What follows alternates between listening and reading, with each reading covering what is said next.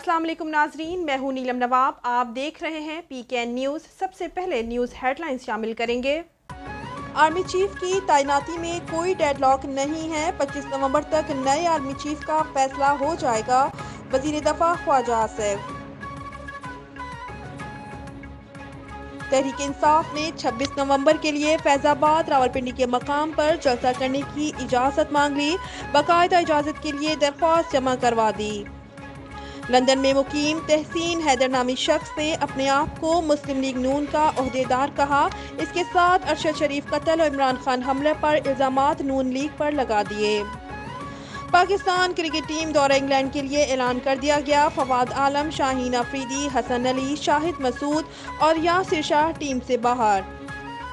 Chairman Tehreek Insaf Imran Khan अपने बयानात से मुकर्रर अपनी हुकूमत के गिराने में इस्टेब्लिशमेंट का हाथ न होने का ताज़ा तरीन बयान। साबिक वफाकी वजीर फैसल वाडा अरशद शरीफ इंक्वायरी कमीशन के सामने पेश।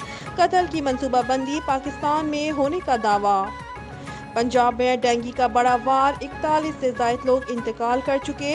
सैकड़ों अफराद पंजाब के मुख्तलिफ हस्पतालों में ज़ेरे इलाज। हुकूमत रोकथाम में नाकाम।